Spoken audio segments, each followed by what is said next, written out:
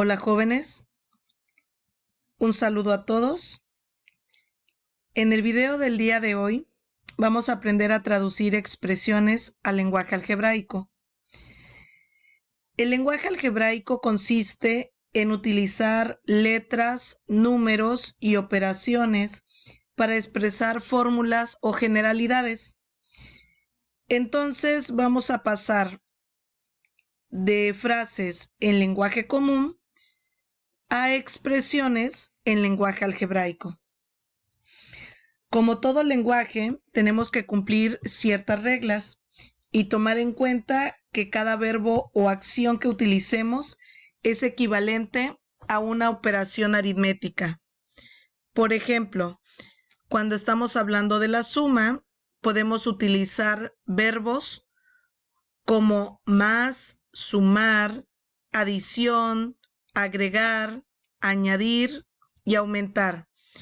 Cuando estamos hablando de la operación resta, podemos utilizar menos, restar, diferencia, quitar, disminuir, exceso.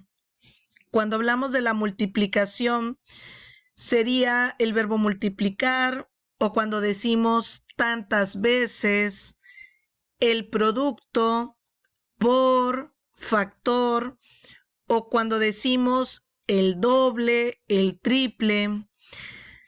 En el caso de la división, pues es el verbo dividir, o cuando decimos tantas partes, el cociente, entre, o simplemente la mitad, un tercio.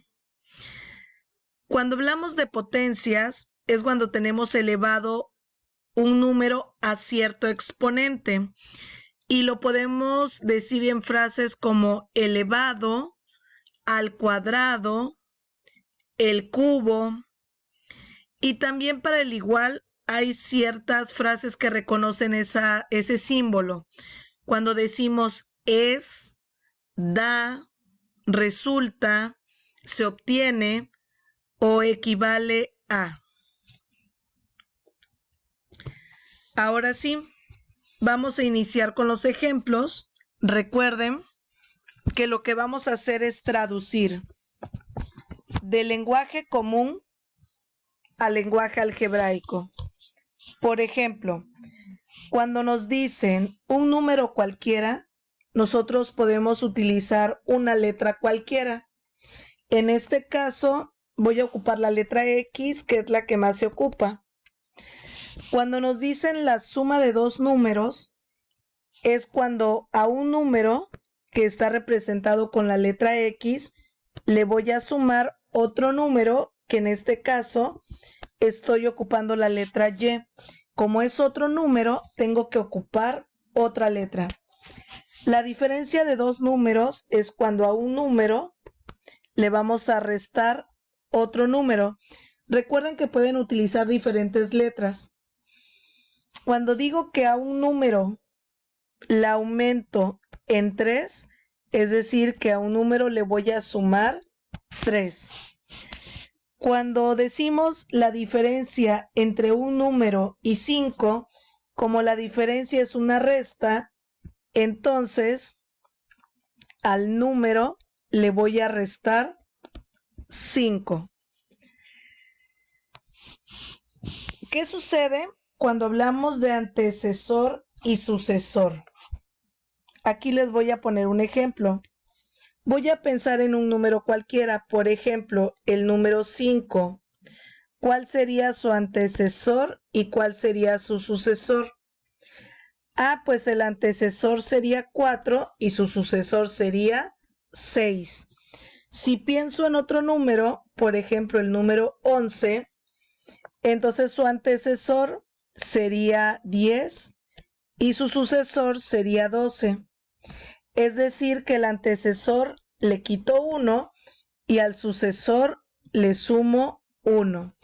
Por lo tanto, el antecesor es si al número le quito 1 y el sucesor es que al número le voy a sumar 1.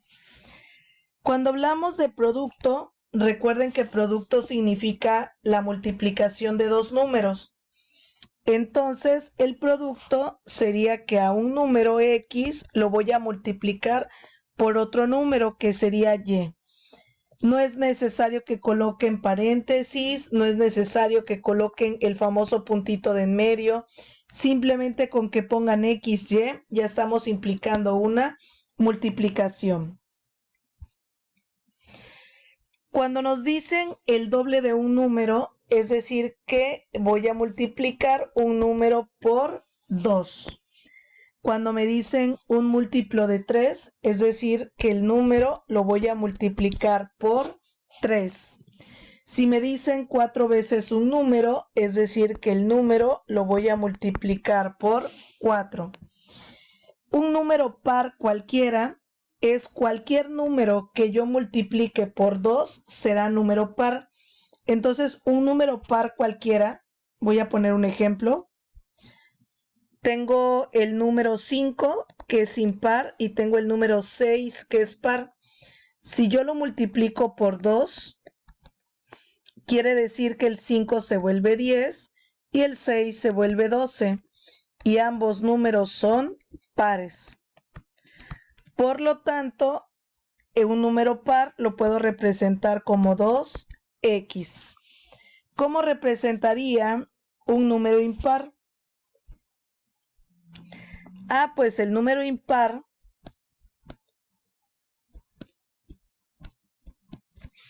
lo representaríamos de la siguiente manera.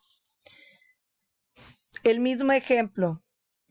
Tengo el número 5 y tengo el número 6.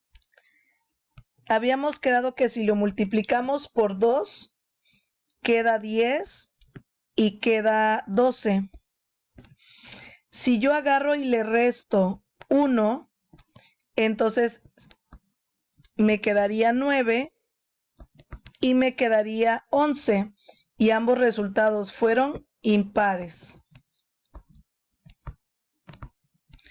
Por lo tanto, el número impar quedaría 2x menos 1. Pero da la casualidad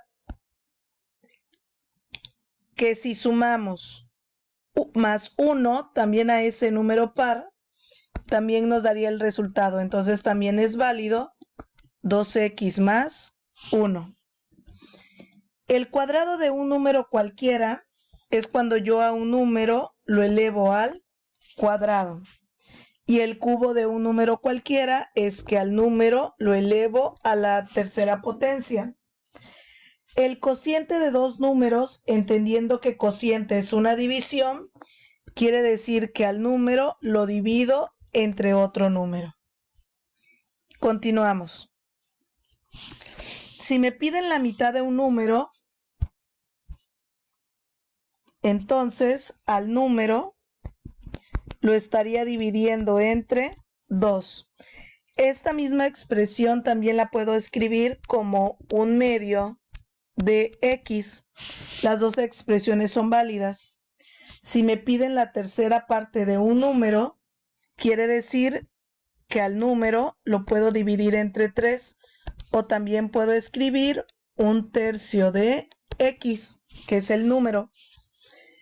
Cuando hablamos de la semisuma de dos números, semisuma quiere decir la mitad de una suma. Con anterioridad ya habíamos visto que una suma de dos números es x más y. Entonces la semisuma es cuando dividimos la suma entre 2. La suma de dos números consecutivos.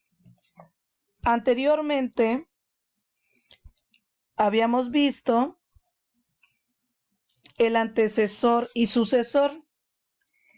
En este apartado de antecesor y sucesor existen dos sinónimos de sucesor, que es el siguiente y el consecutivo. Y ambos los podemos conocer como x más 1, porque es el que sigue. Entonces, si hablamos que el consecutivo es x más 1, entonces la suma de dos números consecutivos sería el número más su consecutivo, x más 1. Si me hablan del doble de un número, a partir de aquí empezamos como a mezclar las frases.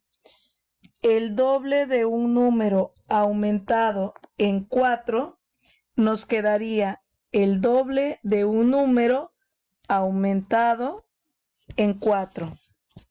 De ahí me dice los 3/5 de un número menos 2. Los 3/5 de un número menos 2. Vamos traduciendo con las frases que ya hemos ido aprendiendo.